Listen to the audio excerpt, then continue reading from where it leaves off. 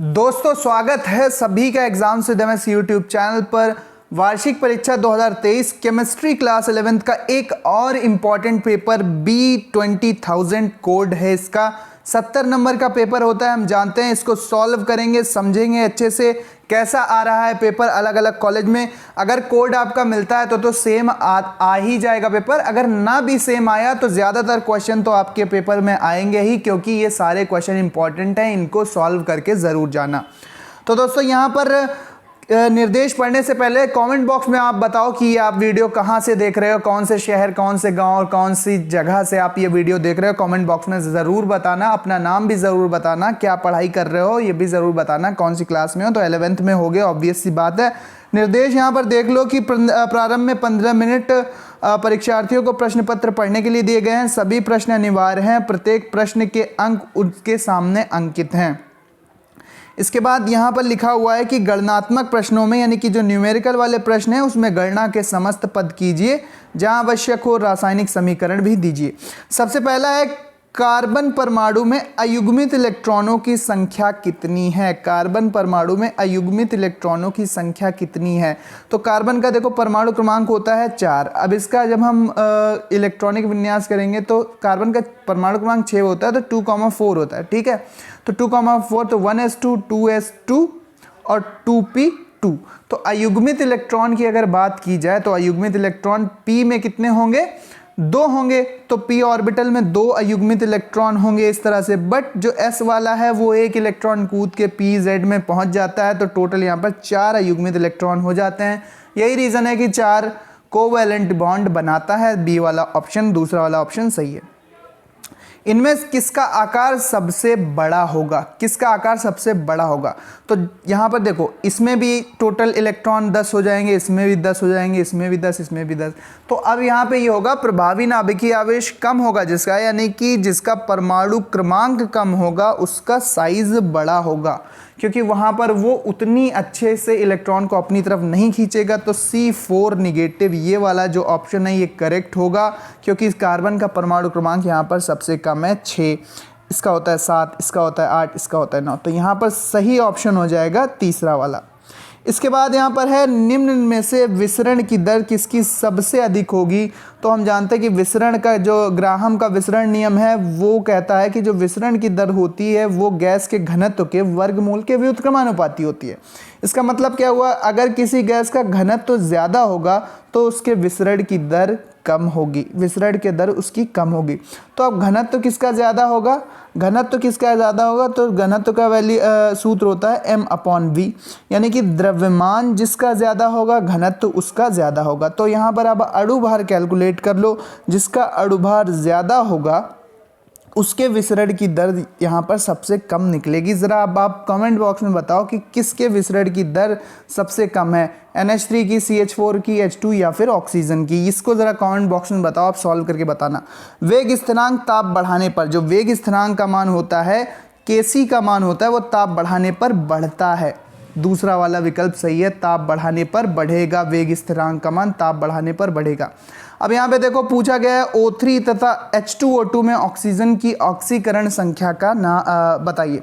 तो यहाँ पे भैया ओजोन तो एक अणु है, तो यहाँ पर ऑक्सीडेशन नंबर 0 हो जाएगा इसका। अब H2O2 में देखो हाइड्रोजन का 1 लेते हैं और यहाँ पर इसका 2x मान लेते हैं, तो बराबर 0 रख देते हैं, क्योंकि एक ऑक्सीजन का x माना है। तो यहाँ पर देखो क्या होगा कि 2 को उधर भेज देंगे तो -2 बराबर 2x हो जाएगा। तो x बराबर क्या हो जाएगा, -2/2, यानी कि -1 यहाँ पर इसकी ऑक्सीडेशन नंबर निकलेगी, यानी कि 0 और -1 जो पहला वाला विकल्प है ये वाला करेक्ट हो जाएगा। 0 और -1 पहला वाला ऑप्शन सही है। ओजोन और H2O2 में ऑक्सीजन की ऑक्सीडेशन नंबर इसमें 0 है, इसमें -1 है, हाइड्रोजन पेरोक्साइड में -1 है। अब यहाँ पर है, कौन सा यौगिक जल अपघटन पर मीथेन देगा, कौन सा यौगिक जल अपघटन पर मीथेन देगा। तो यहाँ पर देखो यहाँ पर एथेन अगर पूछ रहा होता तो यहाँ पर इसका जल योजन कराते तो एथेन मिल जाता, बट मीथेन अगर कह रहा है तो देखो CH3Br से संभावना है। CH3Br का अगर हम जल अपघटन कराएंगे HOH तो यहाँ पर मिल जाएगा मीथेन, और क्या मिल जाएगा एथेन शायद यहाँ पर होगा, तो ये वाला ऑप्शन सही होगा क्योंकि जो ग्रिग्नार्ड रिएजेंट होते हैं वो जल से रिएक्ट करके तुरंत एल्केन बना देते हैं। तो यहाँ पर C2H5 है तो यह C2H6 निकल जाएगा बाहर, और क्या बन जाएगा MgOH Br, ये बाहर निकल जाएगा। ऐसा करके यहाँ पर एथेन होना चाहिए। ठीक है, तो मुझे तो यही वाला करेक्ट ऑप्शन लग रहा है अगर ये एथेन होता। इसके बाद अब छोटे प्रश्न स्टार्ट होते हैं, तो इसको ये वाला क्वेश्चन अच्छे से आप देख लेना, सॉल्व करके जाना। जल्दी से मैं आपको सारा पेपर दिखा देता हूँ ताकि आपकी तैयारी जल्दी से अच्छी हो जाए। परमाणु द्रव्यमान को परिभाषित कीजिए। Cu2 पॉजिटिव का इलेक्ट्रॉनिक विन्यास लिखिए। अब Cu क्या होता है, 29 कॉपर होता है। ठीक है, 29 कॉपर होता है। यहाँ पर लास्ट में आता है 3d10 4s1, 3d10 4s1 आता है। तो यहाँ पर क्या, जब हम 2 पॉजिटिव करेंगे तो 4s का एक इलेक्ट्रॉन चले जाएगा, यहाँ पर 3d9 बचेगा। ठीक है, तो 3d9 यानी कि 9 इलेक्ट्रॉन यहाँ पर लास्ट के d ऑर्बिटल में रहेंगे। 1 2 4 5 6 7 8 कितने हो गए, 1 2 3 4 5 6 7 8 9, इस तरह का इलेक्ट्रॉनिक विन्यास होगा। यानी कि 3d9 लास्ट में रहेगा और 4s 0 हो जाएगा क्योंकि 2 इलेक्ट्रॉन बाहर कर दिए गए। इसके बाद जल की स्थायी कठोरता किस कारण होती है, तो हम जानते हैं कि जो स्थायी कठोरता होती है वो बाइकार्बोनेट सॉल्ट्स के कारण नहीं होती। अस्थायी कठोरता बाइकार्बोनेट सॉल्ट के कारण होती है, जबकि जो स्थायी कठोरता होती है वो सल्फेट और क्लोराइड साल्ट के कारण होती है। इसके बाद प्रेरिडिक प्रभाव बताओ, तो भाई जो आई होता है, आई इफेक्ट, वो उसको प्रेरिडिक प्रभाव कहते हैं। इंडक्टिव इफेक्ट 2 प्रकार का होता है, -I एंड +I। ठीक है, इलेक्ट्रोनेगेटिविटी अगर ज़्यादा होगी तो वो अपनी तरफ इलेक्ट्रॉन खींचते हैं और पूरा सिस्टम पोलराइज होता जाता है, आंशिक रूप से पोलराइज होता जाता है, उसको समझना आप। इसके बाद आधुनिक आवर्त सारणी की 2 कमी पूछी गई हैं, 10th में पढ़ा होगा। NH3 की लुईस संरचना बनाइए। अब NH3 की लुईस संरचना क्या है कि 2 इलेक्ट्रॉन तो यहाँ पर खाली छूट जाते हैं और 3 जो इलेक्ट्रॉन होते हैं वो हाइड्रोजन के साथ इस तरह से बॉन्ड बना देते हैं। लीजिए भाई, बन गई ये अमोनिया की लुईस डॉट स्ट्रक्चर। ठीक है, लुईस डॉट स्ट्रक्चर यहाँ पर बन गई। अब देखो नेक्स्ट क्वेश्चन लेते हैं कि रासायनिक साम्यावस्था के 2 लक्षण बताइए। तो रासायनिक साम्यावस्था में अग्र अभिक्रिया और पश्च अभिक्रिया का वेग बराबर होता है, ये पहला लक्षण हो गया। और दूसरा लिख दो कि आप उत्प्रेरक का साम्यावस्था पर कोई प्रभाव नहीं पड़ता, क्योंकि जितना फॉरवर्ड रिएक्शन का रेट बढ़ेगा उतना बैकवर्ड रिएक्शन का रेट बढ़ता है, जिससे रिएक्शन बैलेंस रहती है। इसके बाद ऑक्सीकरण संख्या किसे कहते हैं, ऑक्सीडेशन नंबर किसे कहते हैं, ये बताना है आपको। तो ऑक्सीडेशन नंबर अगर सिंपल वे में बात की जाए तो जितना जिस पर चार्ज उतनी उसकी ऑक्सीडेशन नंबर कहलाती है। ठीक है, यहाँ पर CO3 की अगर ऑक्सीडेशन नंबर है तो यहाँ पे 2 होगी, -2 होगी। ठीक है, कैल्शियम की क्या होगी, +2 होगी। जितना जिस पे चार्ज उतनी उसकी ऑक्सीडेशन नंबर। इसके बाद क्लोरीन के अंतिम इलेक्ट्रॉन के लिए चारों क्वांटम संख्याओं के मान निकालना है कि कौन सी क्वांटम संख्या, N का निकालना है, L का निकालना है, M का निकालना है और S का निकालना है। मुख्य क्वांटम संख्या, द्विगंशी क्वांटम संख्या, इसके बाद ये होती है चुंबकीय क्वांटम संख्या और ये चक्रण क्वांटम संख्या। नेक्स्ट है आंतरिक ऊर्जा किसे कहते हैं, उदाहरण देकर स्पष्ट कीजिए। आंतरिक ऊर्जा के बारे में पूछा गया है। यूट्यूब पर मिलते हैं हम @exams_with_ms, ये है हैंडल, तो सब्सक्राइब ज़रूर करना। आने वाले वीडियोस में भी इंपॉर्टेंट मॉडल पेपर जल्दी आने वाले हैं। स्क्रीनशॉट ले लो, यहाँ पर लास्ट तक देखना वीडियो। एक इंपॉर्टेंट बात मैं आपको बताने वाला हूँ इस पेपर के रिगार्डिंग, इसको अच्छे से आप स्क्रीनशॉट ले लो। ये सारे प्रश्न आए हैं B20,000 कोड के पेपर में। अगला प्रश्न यहाँ पर पूछा गया है, देखो कि सहसंयोजक बंध के लक्षण लिखो। तो सहसंयोजक बंध इलेक्ट्रॉन की बराबर की साझेदारी से बनते हैं। अमोनिया में बनते हुए दिखा सकते हो, मेथेन में बना के दिखा देना, इसके बाद किसी एल्केन में बना के दिखा देना। यहाँ पर इलेक्ट्रॉनों की बराबर की साझेदारी होती है। यहाँ पर पोलराइज होते हैं बॉन्ड, लेकिन आंशिक रूप से अगर इलेक्ट्रोनेगेटिविटी में अंतर होता है तो इसको देख लेना आप। इसके बाद यदि अम्ल का pH मान 4.5 है तो POH मान ज्ञात कीजिए। pH मान कितना है, 4.5, तो POH बताना है। ठीक है, 3 नंबर का न्यूमेरिकल। अगला है पाउली का अपवर्जन नियम, बिल्कुल भी मिस मत करना। पाउली का अपवर्जन नियम जरूर याद करके जाना, अर्धवार्षिक हो, वार्षिक हो, कोई पेपर हो, फर्स्ट ईयर में पाउली का अपवर्जन नियम मस्ट है। 3d5 के चौथे इलेक्ट्रॉन की चारों क्वांटम संख्याएं ज्ञात कीजिए। इसके बाद आयनन विभव पर टिप्पणी करनी है, आयनन विभव पर टिप्पणी करनी है। आयनन विभव किसे कहते हैं और इलेक्ट्रॉन बंधुता किसे कहते हैं, इस पर टिप्पणी करनी है। इसके बाद इलेक्ट्रॉन स्नेही अभिकर्मक को उदाहरण द्वारा समझाइए। तो जिसके पास इलेक्ट्रॉनों की कमी होगी वो इलेक्ट्रॉन स्नेही अभिकर्मक कहलाएगा, जो भी पॉजिटिव वाले होते हैं। इसके अलावा Al3 AlCl3 हो गया, AlBr3 हो गया, ये सब इलेक्ट्रॉन स्नेही होते हैं, अर्थात जिनके पास इलेक्ट्रॉनों की कमी होगी उनको इलेक्ट्रॉन की आवश्यकता होती है, क्योंकि वो इलेक्ट्रॉन गरीब होते हैं, उनको इलेक्ट्रॉनों की ज़रूरत होती है, इसीलिए उन्हें इलेक्ट्रॉन स्नेही या इलेक्ट्रोफिलिक अभिकर्मक कहते हैं, इलेक्ट्रोफिलिक रिएजेंट्स उनको कहते हैं। इसके बाद क्या है, परोक्साइड प्रभाव। परोक्साइड प्रभाव होता है एंटी मार्कोनी-काफ का नियम। मार्कोनी-काफ का नियम क्या कहता है कि असममित एल्कीन पर जब हम हैलोजन एसिड की रिएक्शन कराते हैं तो जो निगेटिव पार्ट होता है जैसे Br, Cl, I, F, ये उस कार्बन से जाकर जुड़ता है जहाँ पर हाइड्रोजन कम हो। बट पेरोक्साइड की उपस्थिति में जब ये रिएक्शन कराते हैं तो इसका उल्टा हो जाता है, यानी कि ये जो निगेटिव पार्ट होता है हैलोजन एसिड का, ये उस कार्बन से जाकर जुड़ता है जहाँ पर हाइड्रोजन की संख्या ज़्यादा हो। तो इसे खैराश प्रभाव भी कहते हैं, एंटी मार्कोनी-काफ का नियम भी कहते हैं। पी ब्लॉक के तत्व किसे कहते हैं तो जानते हैं, 13, 14 से लेकर 18 ग्रुप तक पी ब्लॉक के तत्व हैं, इनके लक्षण लिख देना, ठीक है। अथवा में ऑक्सीडेशन नंबर निकालनी है। अब Na2SO3 में S की निकालनी है, चलो इसको अच्छे से निकाल लेते हैं ऑक्सीडेशन नंबर। अब Na2SO3 में निकालना है हमें S की, तो यहाँ पर इसकी X मान लेंगे। सोडियम की यहाँ पर 1 होगी तो 2 की 2 हो जाएगी, ऑक्सीजन की होती है -2 तो 3 की हो जाएगी -6, तो 2 + X बराबर -6। -6 को उधर ले जाएंगे +6, +6 से 2 इधर 2 को ले जाएंगे तो 6 से 2 जाएंगे 4 बचेंगे, तो X बराबर +4 इसकी ऑक्सीडेशन नंबर होनी चाहिए, ठीक है। सल्फर की यहाँ पर कितनी हो जाएगी, +4 ऑक्सीडेशन नंबर इसकी होगी। इसके बाद K3FeCN6 में देखो कितनी होगी, तो यहाँ पर देखो जो चार्ज होगा यहाँ पर 3 नेगेटिव होगा, क्योंकि 3 पोटेशियम है तो 3 पॉजिटिव बनेंगे, इधर 3 नेगेटिव। Fe की X मान ली -6 बराबर -3, तो यहाँ पर क्या हो जाएगा, X बराबर -3 + 6 यानी कि +3 यहाँ पर ऑक्सीडेशन स्टेट है किसकी, Fe की। यहाँ पर कितनी है, +3 ऑक्सीडेशन स्टेट निकली है Fe की। इसके बाद CH3OH में कार्बन की पूछना है, कार्बन की निकालना है, तो X, ठीक है, +3 3 हाइड्रोजन की 3, -2 + 1 बराबर 0, क्योंकि उस पर कोई चार्ज है नहीं। तो देखो 3 प्लस के 1 प्लस का, तो 4 प्लस के -2 यानी कि X + 2 बराबर 0, तो X बराबर -2 यानी कि यहाँ पर कार्बन की जो ऑक्सीकरण अवस्था होगी ये -2 होगी। इसके बाद HNO3 में N की निकालनी है, तो यहाँ पर 1 होगी हाइड्रोजन की, नाइट्रोजन की X मान ली, यहाँ पर -6 होगा क्योंकि एक ऑक्सीजन की 2 होती है, तो 3 की -6 होगी। -6 को उधर भेजेंगे +6 हो जाएगी, 1 को उधर घटाएंगे तो +5 हो जाएगी। यहाँ पर कितनी हो जाएगी, +5।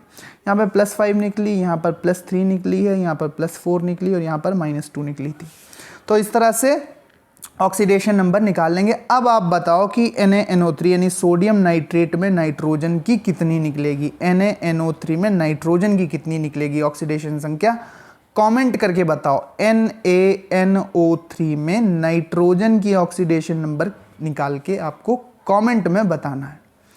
अगला है इलेक्ट्रॉनिक विन्यास के आधार पर हाइड्रोजन की आवर्त सारणी में स्थिति की विवेचना कीजिए। तो भाई फर्स्ट A में रहता है हाइड्रोजन और इसका 1s1 इलेक्ट्रॉनिक विन्यास होता है। इसके गुणधर्म के आधार पर इसको फर्स्ट ए में क्यों रखा गया है ये आपको बताना है। नहीं आता अगर ये तो ओस्टवाल्ड की तनुता का नियम समझाना है, ठीक है। इस नियम की सीमाएं भी लिखी, तो ओस्टवाल्ड की तनुता का नियम साम्यावस्था वाले चैप्टर में मिलेगा। इसके बाद IUPAC नाम लिखना है। देखो 3 कार्बन की श्रृंखला ले ली, कोई भी आप ले सकते हो, चाहे इधर लो चाहे उधर लो, दोनों तरफ 3 कार्बन है। 1 2 3, 2 पे 2 मेथिल, एक ऊपर एक नीचे, 2,2 डाईमेथिल प्रोपेन, 2,2 डाईमेथिल प्रोपेन। पहले का हो गया 2,2 डाईमेथिल प्रोपेन, 2,2 डाईमेथिल प्रोपेन। अब इसका देखो यहाँ पर ओइक एसिड है, कार्बोक्सिलिक एसिड समूह है, तो कितने हैं यहाँ पर 1 2 3, 3 कार्बन है, तो इसका नाम हो जाएगा प्रोपेनोइक अम्ल। प्रोपेनोइक अम्ल, प्रोपेनोइक अम्ल इसका हो जाएगा, प्रोपेनोइक एसिड या प्रोपेनोइक अम्ल। थर्ड है हमारे पास ईथर है तो मेथॉक्सी मेथेन, क्योंकि एल्कोक्सी एल्केन नाम लिखते हैं ना इनका, तो इसका हो जाएगा मेथॉक्सी मेथेन। इसके बाद यहाँ पर देखो एनहाइड्राइड है, तो एनहाइड्राइड का जो नाम लिखते हैं वो, तो यहाँ पर आपको कार्बन कैलकुलेट करना है। यहाँ पर 1 2 एथेन, देखो इसका ओपन स्ट्रक्चर बनेगा CH3CO, नीचे बनेगा CH3CO और यहाँ पर O। जितने कार्बन यहाँ पर हों तो उसका लेना आप ओइक। जैसे यहाँ पर 2 कार्बन, 2 को एथ बोलते हैं तो एथेनोइक, और यहाँ पर क्या हो जाएगा एनहाइड्राइड, एथेनोइक एनहाइड्राइड इसका नाम हो जाएगा। इसका नाम है IUPAC नाम एथेनोइक एनहाइड्राइड। नेक्स्ट क्वेश्चन है, नेक्स्ट क्वेश्चन देखो, नेक्स्ट जो IUPAC नाम करना है वो है हमारे पास CH3CH2। देखो ये है CH3CH2, इसके बाद क्या है CH और डबल बॉन्ड CH2, ये एक एल्कीन है।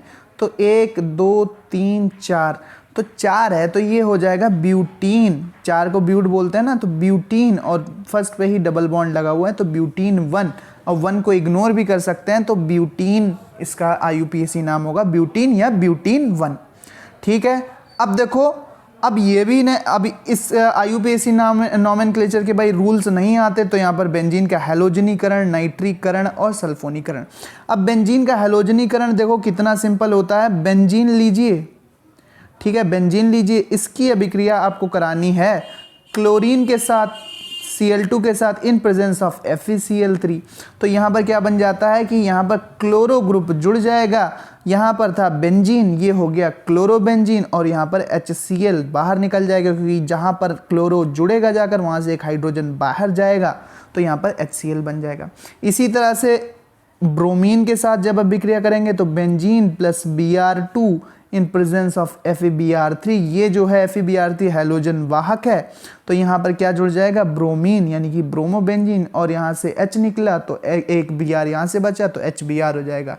तो ब्रोमोबेंजीन, बेंजीन लिया था, बन गया ब्रोमोबेंजीन प्लस HBr, ये हो गया हैलोजनीकरण। अब देखो कराते हैं नाइट्रीकरण। नाइट्रीकरण बेंजीन का 2 प्रकार से होता है, एक तनु और एक सांद्र की प्रेजेंस में। तो तनु की प्रेजेंस में एक बार करा दो कि HNO3 और सांद्र H2SO4 का मिश्रण लेते हैं, सांद्र H2SO4 का मिश्रण लेते हैं, ये तो यहाँ पर NO2 ग्रुप का इंसर्शन हो जाता है। तो ये बेंजीन था और ये हो गया नाइट्रोबेंजीन। इसके बाद सल्फोनीकरण क्या कराते हैं, देखो सल्फोनीकरण यानी SO3H ग्रुप लगाना है। तो यहाँ पर बेंजीन ले लिया, H2SO4, सांद्र H2SO4 से रिएक्शन कराएंगे तो यहाँ पर क्या जुड़ जाएगा, ये बेंजीन था, SO3H यहाँ पर जुड़ जाएगा, तो ये हो जाएगा बेंजीन सल्फोनिक एसिड। ये था बेंजीन, ये था बेंजीन सल्फोनिक एसिड, तो यहाँ पर हो गया बेंजीन का सल्फोनीकरण। तो हैलोजनीकरण, नाइट्रीकरण, सल्फोनीकरण ज़रूर याद करके जाना। जब मैं पढ़ता था तो ये पूछा गया था, बोर्ड में पूछा गया था, तो बोर्ड में भी काम करेगा, अच्छे से पढ़ो। निम्न अभिक्रिया को ऑक्सीकरण संख्या विधि द्वारा संतुलित करो। तो FeCl3 प्लस SnCl2 बन गया FeCl2 प्लस SnCl4। तो अगर ऑक्सीडेशन नंबर मेथड या फिर ये जो समीकरण संतुलित करने की विधि होती है समझ में आए तो ठीक है, नहीं तो छोड़ सकते हैं। अथवा में एक विकल्प मिलेगा, संकरण किसे कहते हैं, sp2sp3 संकरण को समझाइए। तो हाइब्रिडाइजेशन भी तैयार कर लेना, इंपॉर्टेंट है फर्स्ट ईयर के लिए। Thanks for watching. इसका PDF आपको हमारे टेलीग्राम चैनल पर मिल जाएगा। टेलीग्राम चैनल का लिंक डिस्क्रिप्शन में दिया हुआ है। चैनल को सब्सक्राइब ज़रूर कर लो, इसी तरह के इंपॉर्टेंट वीडियोस मैं लाता रहता हूं। और दोस्तों कोड अगर आपका मिल जाता है तो आपके कॉलेज में ये पेपर आ सकता है, लेकिन अब 100% कोई गारंटी नहीं लेगा ना, तो इसको बस एक मॉडल पेपर की तरह सॉल्व करना और अच्छे से अपनी तैयारी करके जाना। सारे क्वेश्चन इंपॉर्टेंट हैं, ज़्यादातर क्वेश्चन तो आपके एग्जाम में आएंगे ही, अगर इन केस पूरा पेपर सेम ना आया तो। सो ये आप समझ लो, मॉडल पेपर की तरह इसको ट्रीट करो, सॉल्व करके जाना। ऐसे ही क्वेश्चन सारे आते हैं क्लास 11th केमिस्ट्री में। थैंक्स फॉर वॉचिंग दोस्तों, मिलते हैं अपने नेक्स्ट वीडियो में। PDF टेलीग्राम चैनल पर है, टेलीग्राम चैनल का लिंक डिस्क्रिप्शन में है, डिस्क्रिप्शन में जाओ, लिंक पर क्लिक करो। जैसे ही आप लिंक पर क्लिक करोगे तो आप पहुंच जाओगे exams with MS YouTube channel पर। टेलीग्राम का ऐप नहीं है तो डाउनलोड कर लो, और वहाँ पर दोस्तों आपको ये पूरा पेपर मिल जाएगा, सॉल्व करके जाना। 2023 का बिल्कुल लेटेस्ट पेपर है, इससे आपकी तैयारी बहुत अच्छी हो जाएगी। सब्सक्राइब ज़रूर करना, दोस्तों को शेयर करना, ठीक है। इसी तरह से पढ़ते रहो, मेहनत करते रहो, आगे बढ़ते रहो, और ये सारे प्रश्न थे जो कि पूछे गए थे आपके वार्षिक परीक्षा केमिस्ट्री क्लास 11th में। सो गाइज मिलते हैं अपने नेक्स्ट वीडियो में। उम्मीद करते हैं वीडियो पसंद आई होगी, लाइक ज़रूर किया करो। Thank you. आपके लिए इसी तरह की इम्पोर्टेंट वीडियोज़ मैं लाता रहता हूँ, लाता रहूँगा और लाता रहता था।